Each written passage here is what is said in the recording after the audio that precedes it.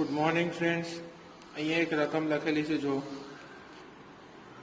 હરણના એક ઝુંડમાંથી અડધા હરણ ખેતરમાં ચરી રહ્યા છે. બાકીના બચેલા હરણના 3/4 ભાગના હરણ ઉછળકૂદ કરી રહ્યા છે અને બાકીના 9 હરણ તળાવમાંથી પાણી પી રહ્યા છે. તો ઝુંડમાં રહેલા કુલ હરણની સંખ્યા શોધો. અહીં આપણે ધારી લઈએ. ધારો કે કુલ હરણની સંખ્યા બરાબર x છે, કાં તો x છે. અડધા ભાગના, આગળ શું કીધું છે? અડધા ભાગના હરણ ખેતરમાં ચરી રહ્યા છે. તો અડધા ભાગના હરણ એટલે શું કહેવાય? તો x/2, એટલે કે અડધા ભાગના હરણ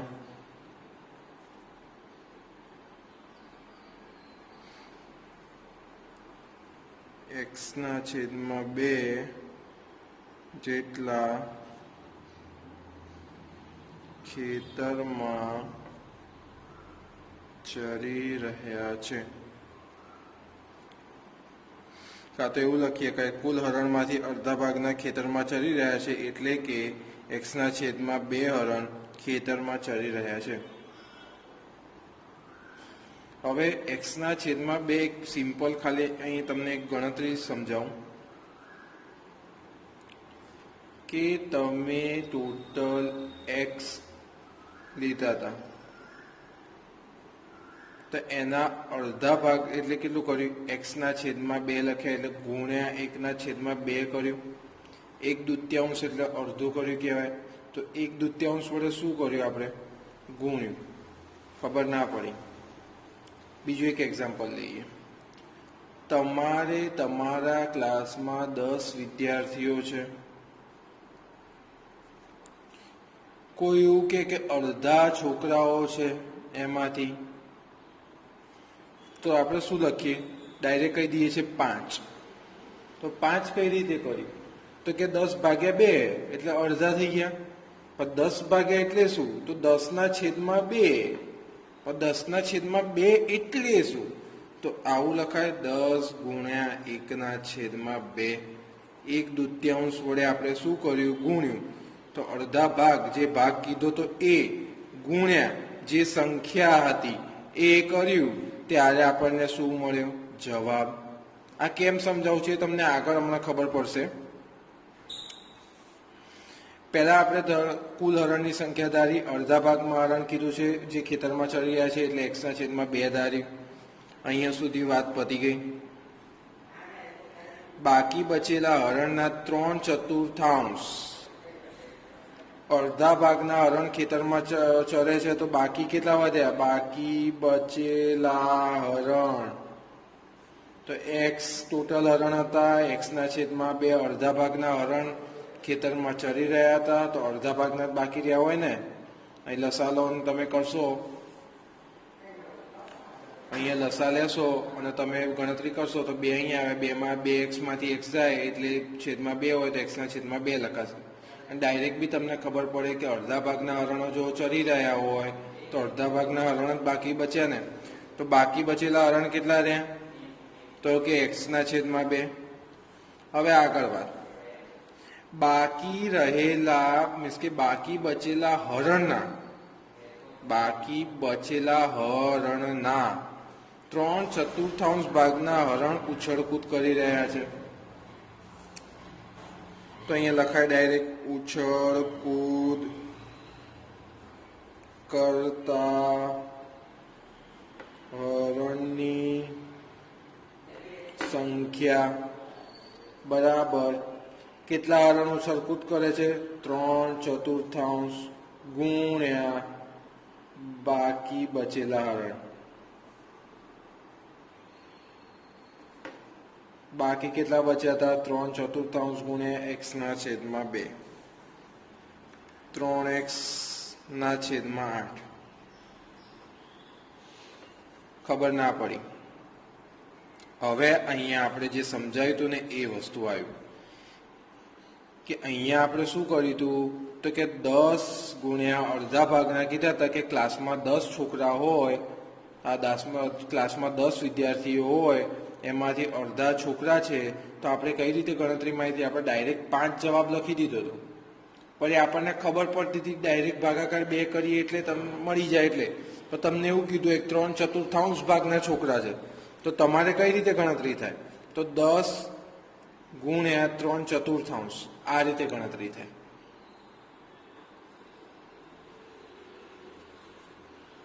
ક્લાસમાં ટોટલ વિદ્યાર્થીઓની સંખ્યા ગુણ્યા જેટલા ભાગના વિદ્યાર્થી કીધા હોય એટલા. અને સિમ્પલ ગણતરી સમજવા માટે આપણે અડધા ભાગનું ઉદાહરણ લીધું હતું કે 10 વિદ્યાર્થીઓ છે ગુણ્યા 1/2 કરો એટલે અડધું કહેવાય. તો ક્લાસમાં રહેલા કુલ વિદ્યાર્થીઓની સંખ્યા ગુણ્યા જેટલા ભાગના કીધા હોય એના વડે ગુણાકાર કરો એટલે આપણને જવાબ મળે. તો એ જ રીતે અહીંયા કેટલા કીધા હતા કે ઉછળકૂદ કરતા હરણની સંખ્યા કેટલી હતી? તો કે અડધા ભાગમાં જે બાકી બચેલા હતા, તો બાકી બચેલા કેટલા હતા? તો x/2 અડધા ભાગના, એના એ અડધા ભાગના બી 3/4 ઉછળકૂદ કરે છે, તો 3/4 ગુણ્યા x/2 શું કર્યું? 2. તો આપણને શું મળ્યું? 3x/2 ખબર પડી. હવે આગળ શું કીધું છે? અને બાકીના 9 હરણ તળાવમાં પાણી પી રહ્યા છે. બરાબર. તો હવે આપણે કુલ હરણની સંખ્યા શોધવાની છે. તો પહેલા આપણને શું મળ્યું? તો કે x/2 એટલા શું કરતા હતા? તો x/2 હરણ આપણે શું કરતા હતા? તો કે ચરી રહ્યા હતા ખેતર. પ્લસ 3/3x/8 શું કરતા હતા? તો કે ઉછળકૂદ કરતા હતા. પ્લસ 9 હરણ પાણી પી રહ્યા હતા. આ બધું બરાબર કેટલા થાય? કે ટોટલ હરણની સંખ્યા. તો ટોટલ હરણની સંખ્યા આપણે કેટલી ધારી હતી સ્ટાર્ટિંગમાં? x. તો બરાબર અહીંયા કેટલું આવે? આગળ જે સમીકરણ લખ્યું હતું અહીંયા લખ્યું છે, જગ્યા ન હોવાથી. હવે અહીંયા જો શું કર્યું? x વાળા પદ એક બાજુ કરો, 3x/8. x આ બાજુ હશે બરાબરની આ બાજુ આવે, એ બાજુ ધન છે તો આ બાજુ હશે ઋણ થઈ જશે. 9 પેલી બાજુ જશે તો -9 થઈ જશે. લસા લો, લસા કેટલો આવશે? 8 આવશે. અહીંયા કેટલા છે? 2. 8 લાવવા માટે કેટલા માટે ગુણવા પડે? તો ઉપર નીચે 4 વડે ગુણવા પડશે. તો પછી 4x + 3x ઓછા અહીંયા કેટલા છે? છેદમાં કશું જ નથી એટલે 1 ગણાય. તો 8 લાવવા માટે કેટલા વડે ગુણવા પડે? તો 8 વડે. તો ઉપર નીચે બંને જગ્યાએ 8 વડે ગુણવું પડે. તો 8x છેદમાં બધાના કોમન 8. 4x + 3x - 8x બરાબર 8 ને પેલી બાદ લઈ જાઓ તો 9 ગુણ્યા એટલે આવી રીતે લખાય -9 ગુણ્યા 8. 8x 4 ને 5 4 5 6 7 -x કઈ રીતે આવ્યું? 4 ને 3 7x છે, 7x ને 8x માંથી બાદ કરો. 8x માઇનસ છે, 7x પ્લસ હતે. વિજાતીય પદો બાદબાકી થાય, મોટાનું ચિહ્ન આવે. બરાબર કેટલા આવશે? -72. અહીંયા એક માઇનસ છે, અહીંયા એક પ્લસ છે. ગુણાકારમાં એક માઇનસ હોય એક પ્લસ હોય તો માઇનસ આવે. માઇનસ પ્લસ માઇનસ બરાબર. માઇનસ માઇનસ ઉડી જાય તો x બરાબર શું આવ્યું? 72. તો ખેતરમાં રહેલા કુલ છેલ્લે વાક્ય લખવાનું કે આમ ઝુંડમાં રહેલા કુલ હરણની સંખ્યા 72 છે. અહીંયા મેં એક રકમ લખી છે. અમનની હાલની ઉંમર તેના પુત્રની હાલની ઉંમર કરતાં 3 ગણી છે. તો આપણે પહેલા ધારી દઈએ અમનના પુત્રની હાલની ઉંમર x છે. અહીંયા કીધું છે અમનની હાલની ઉંમર એના પુત્રની હાલની ઉંમર કરતાં 3 ગણી છે. તો અમનની હાલની ઉંમર બરાબર કેટલું થશે? 3x. આગળ વધીએ. 10 વર્ષ પછી 10 વર્ષ પહેલા તેની ઉંમર તેના પુત્રની ઉંમર કરતાં 5 ગણી હોય. 10 વર્ષ પહેલા એટલે તમારી ઉંમરમાંથી 10, તમારી ઉંમર હાલ 20 વર્ષ હોય તો 10 વર્ષ પહેલા તમારી ઉંમર કેટલી હોય? તો કે 10 વર્ષ. કઈ રીતે? તો 20 માંથી 10 બાદ કરો. તો એ જ રીતે અમનની 10 વર્ષ પહેલાની ઉંમર બરાબર કેટલી હશે 3x - 10. એ જ રીતે અમનના પુત્રની 10 વર્ષ પહેલાની ઉંમર કેટલી હશે તો x - 10. બરાબર. હવે આગળ શું કીધું છે તો કે 10 વર્ષ પહેલા તેની ઉંમર તેના પુત્રની ઉંમર કરતા 5 ગણી હતી. તો 10 વર્ષ પહેલા લખી દો x - 10 કોની અમનના પુત્રની 3x - 10 કોની તો કે અમનની ઉંમર 10 વર્ષ પહેલાની. હવે અહીંયા ધ્યાન 10 વર્ષ પહેલા તેના ઉંમરના પુત્રની ઉંમર કરતા 5 ગણી હતી. મીન્સ કે અમનની ઉંમર એના પુત્રના ઉંમર કરતા 5 ગણી હતી. તો આપણે આને 5 વડે ગુણી દો તો બંને સરખા થઈ જાય. અમનની ઉંમર એના પુત્રની ઉંમર કરતા 5 ગણી હતી તો આને 5 વડે ગુણી દો તો બે સરખા થઈ જાય. બરાબર. તો પછી આગળ ગણતરી કરીએ તો શું મળે? આ 5 ને અંદર ગુણી દો તો 5x - 50 બરાબર 3x - 10. x વાળા પદ એક બાજુ કરો તો 5x - 3x બરાબર -10 + 40 સોરી 50. બરાબર. શું કર્યું? 3x ને આ બાજુ લાયા પ્લસ છે માઇનસ થઈ ગયું. માઇનસ ને બરાબર ને પેલી બાજુ લઈ ગયા 50 ને તો પેલી બાજુ કેટલું થયું? માઇનસ હતું પ્લસ થઈ ગયું. હવે અહીંયા ધ્યાન બે વિજાતીય પદો છે. એક પ્લસ છે એક માઇનસ છે તો બાદબાકી થશે મોટાનું ચિહ્ન આવશે તો 2x બરાબર 40.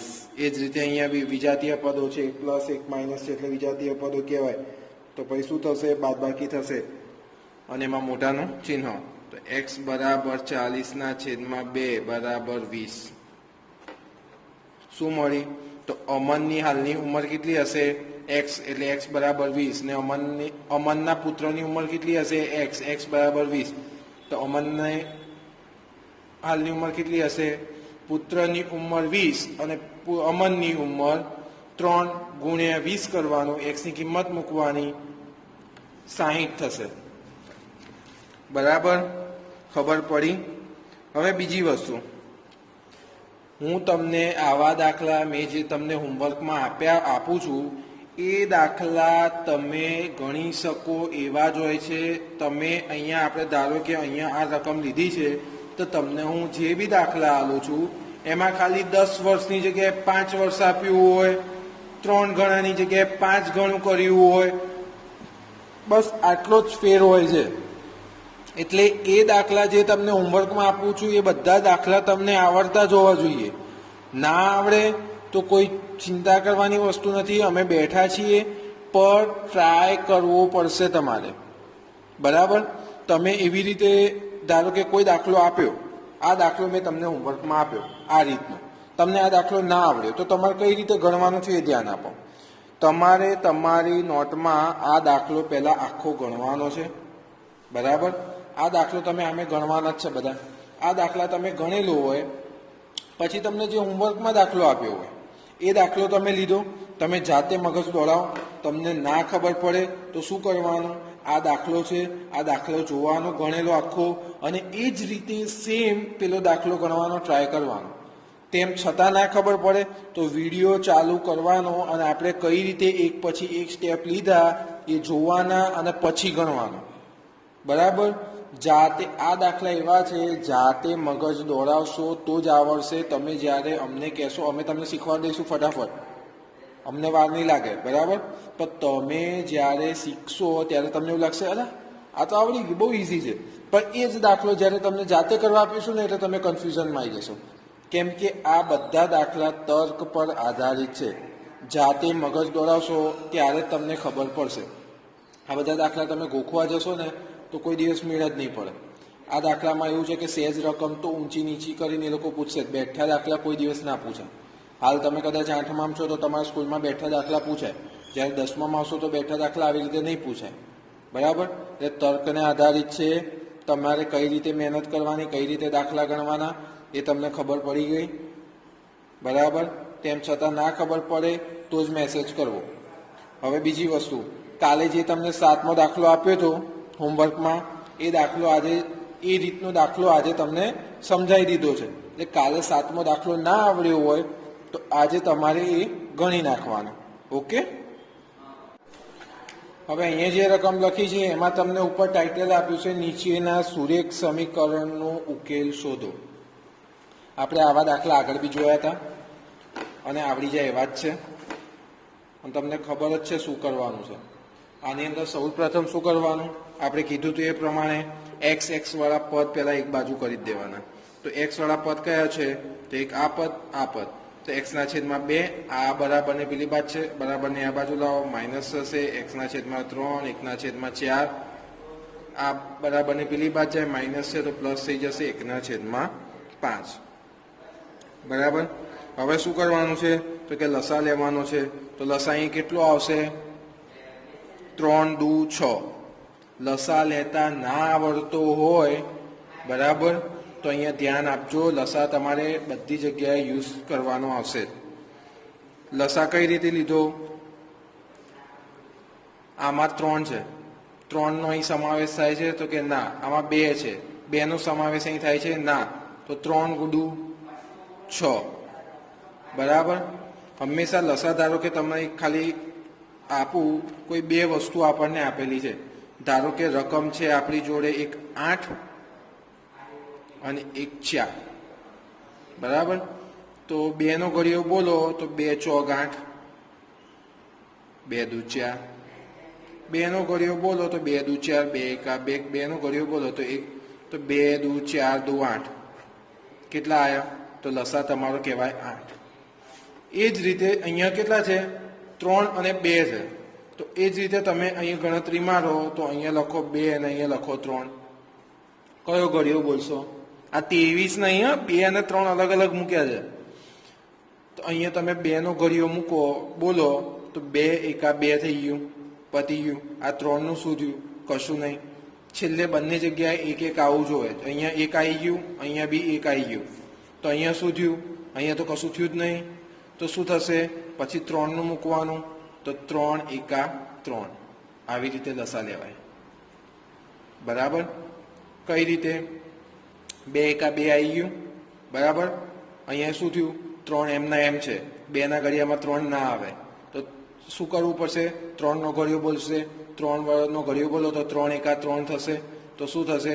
2 અને 3, આ બેનો જે ગુણાકાર કરો એ તમારો લસા. તો 3 દુ 6. બરાબર. તો લસા કેટલો આવ્યો? 6. તમને કોઈ બી સંખ્યા આલી હોય તમારે ભાગાકાર કરવાનો, છેલ્લે 1 આવો જોવે શેષ. 1 આવી જાય એના પછી અહીંયા જે બી સંખ્યા આવી હોય બધી એનો ગુણાકાર કરો એ તમારો લસા હોય. હવે અહીંયા કેટલા છે? 2 છે. લસા કેટલો લીધો? 6. તો એનો મતલબ શું? નીચે 6 છે. નીચે 6 લાવવા માટે આને કેટલા વડે ગુણવા પડે? તો કે 3 વડે. તો ઉપર નીચે બંને જગ્યાએ 3 વડે ગુણવું પડે. તો નીચે તો 3 વડે ગુણ્યું એટલે આપણે કોમનમાં 6 લખી દીધું છે. તો ઉપર કેટલા વડે ગુણાશે? 3x. એ જ રીતે સામે કેટલા વડે ગુણાશે? 2x. બરાબર. અહીંયા લસા લેવાનો છે. કેટલો લસા આવશે? 20. કઈ રીતે લીધો? ફરી અહીંયા ધ્યાન. 4 હતું અને 5 હતો. બરાબર. તો 4 અને 5. ડાયરેક્ટ 4નો ઘડિયો બોલો તો 4 એકા 4, પતી ગયું. 4ના ઘડિયામાં 5 આવે છે? નહીં આવતા. તો હવે 5ના નીચે 1 લાવવું હોય તો શું કરવું પડે? 5નો ઘડિયો બોલો, 5 એકા 5 કરો તો તમારે મેળ પડે. તો 2 જગ્યાએ 1 આવી ગયું. અહીં કેટલા છે? 4, 5, 4 એકા 4, 5 એકા 5, 4 અને 5. અહીંયા કેટલા મળે આપણને? 4 અને 5. 4 ગુણ્યા 5 કરવાનું. 5 ચોક 20. બરાબર. લસા કેટલો આવશે? 20. બંને જગ્યાએ અહીંયા 4 છે, 20 લાવવા માટે કેટલા વડે ગુણવા પડે? 5 વડે. તો ઉપર 5 વડે ગુણાય.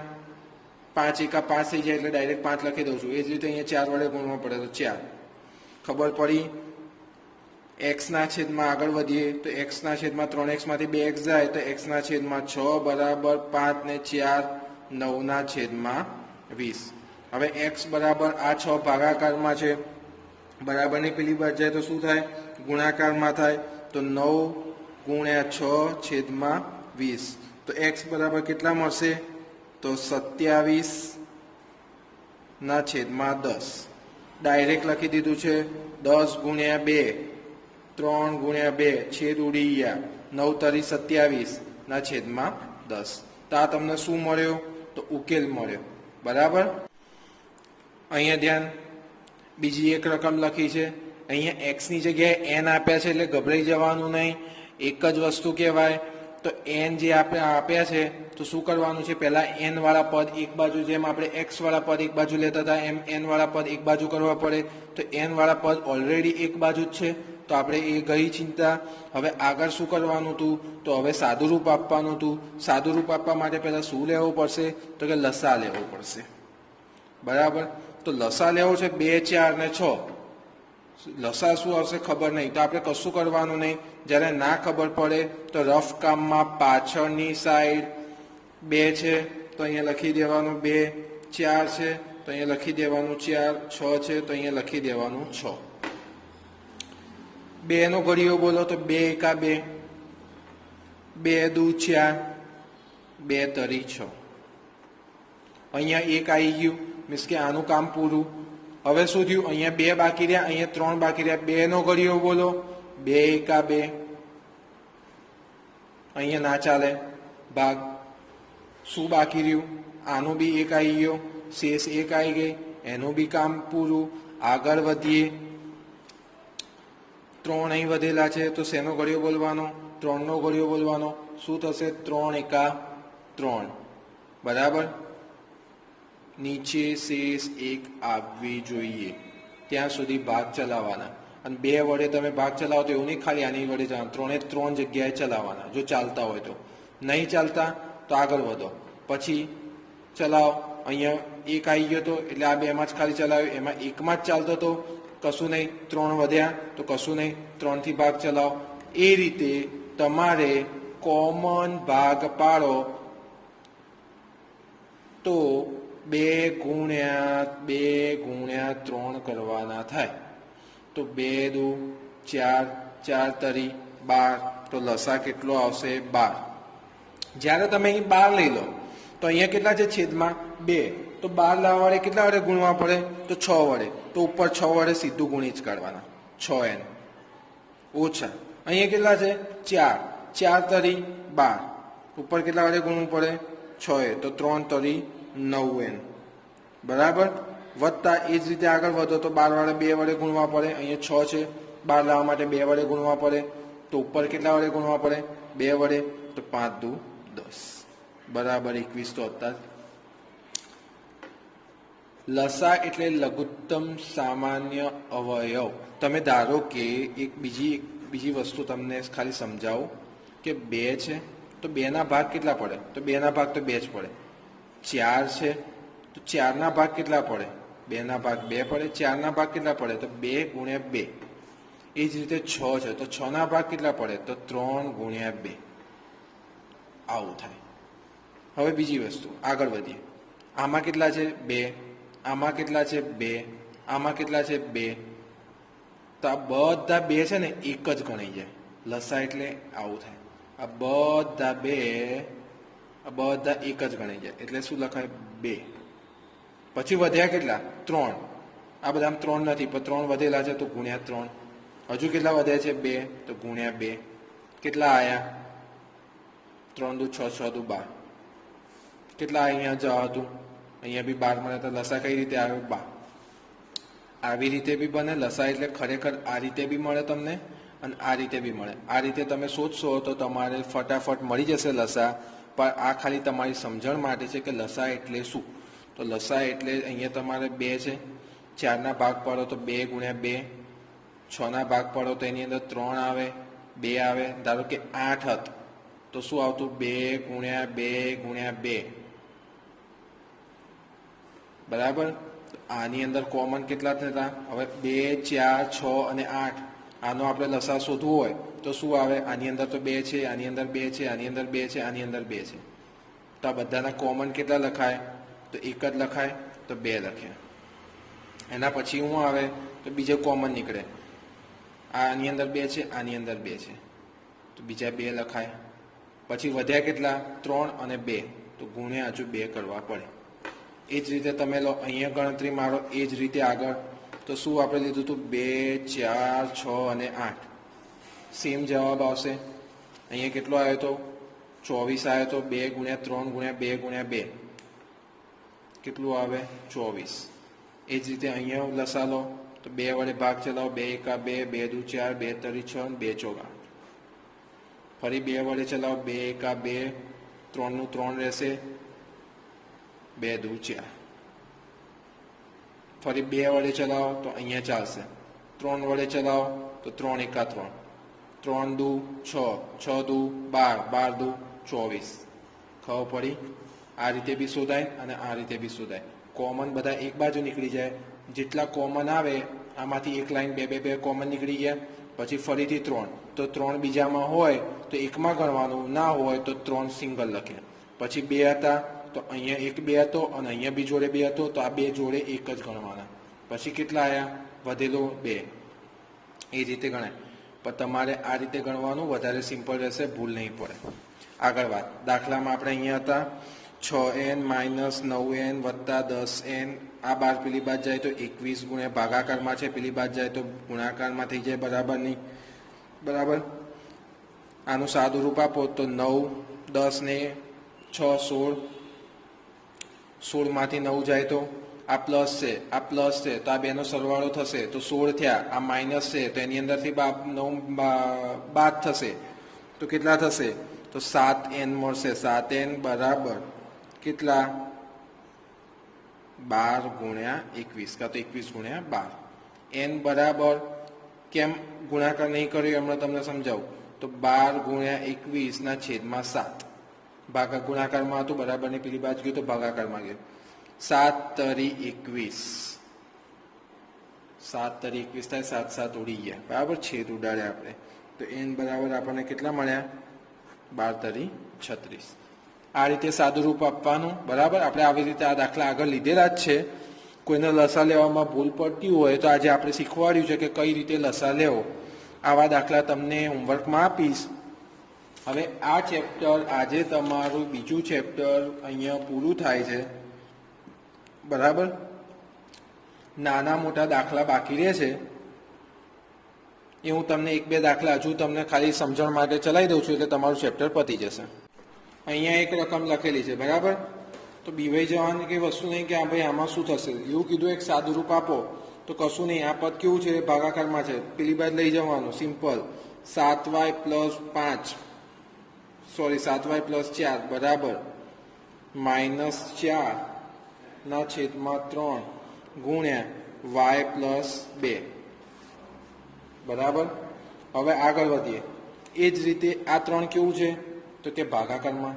તો પેલી બાજુ જશે તો શું થશે? ગુણાકારમાં.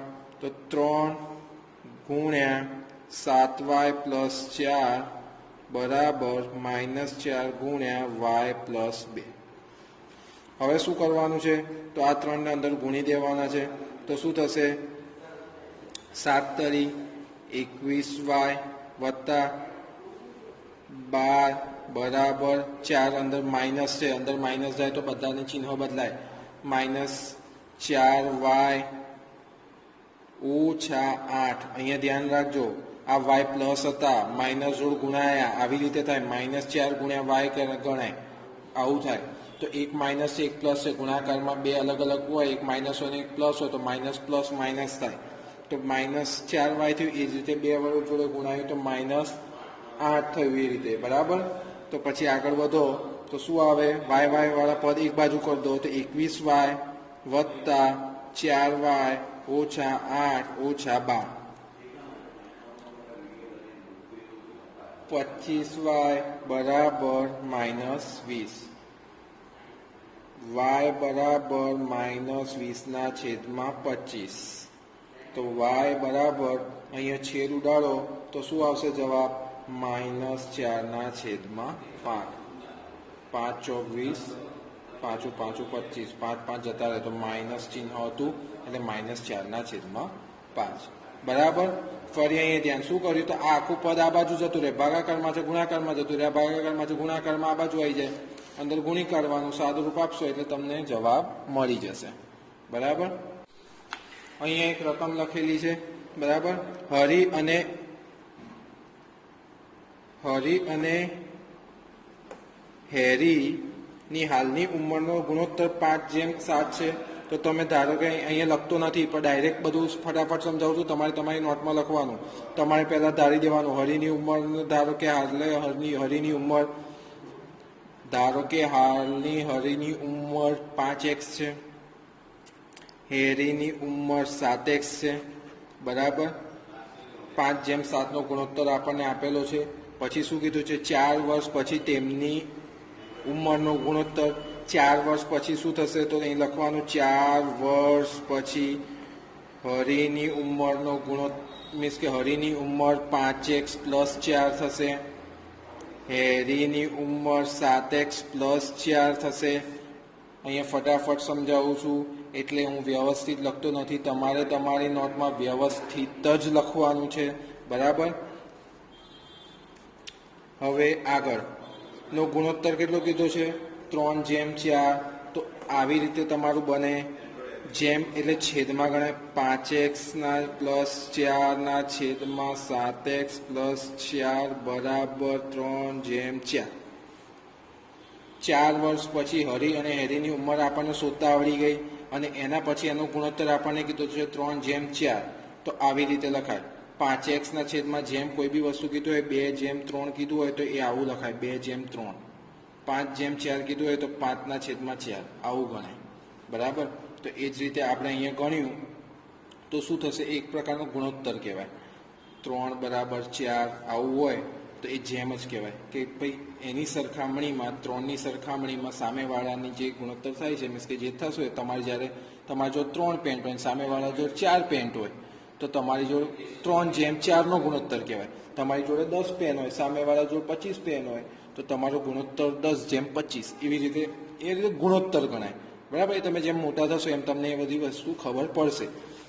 પાલ તમને ખબર પડી ગઈ કે ગુણોત્તર આપણને શું કીધું? તો 3:4 આપેલો છે. તો 5x + 4 7x + 4 આપણે 4 વર્ષ પછીની ઉંમર ધારી દીધી હતી, લખ્યું, બરાબર. 3:4 આપણને ગુણોત્તર આપેલો છે, બરાબર કરીને 3/4 લખ્યું. આનું સાદું રૂપ આપશો એટલે તમને જવાબ મળી જશે. x બરાબર 4 જવાબ મળશે. ગુણોત્તર સાદુરૂપ જાતે કરવાનું છે. આગળ આપણે તમને જેમ શીખવાડ્યું છે એ જ રીતે સાદુરૂપ કરવાનું છે. મેથ્સ જેટલો પ્રયત્ન તમે જાતે વધારે કરશો એટલું આવડશે. મેથ્સ ગણવાથી આવડે, ગણિત ગણવાથી આવડે, બરાબર. અહીંયા તમારું બીજું ચેપ્ટર સમાપ્ત થાય છે. ઓકે. તમારે જે નાનું મોટું 1-2 દાખલા રહી ગયા હશે, કાં તો પછી કોઈ બી ડિફિકલ્ટી હોય તો ગોળ રાઉન્ડ કરીને રાખવાના. જ્યારે અહીંયા ફિઝિકલ ચાલુ થાય એટલે આ બધા ચેપ્ટર આપણે ફરીથી રિવિઝનમાં લઈશું. એ વખતે એક ક્વેરી આપણે બધી સોલ્વ કરાવી દઈશું. ઓકે.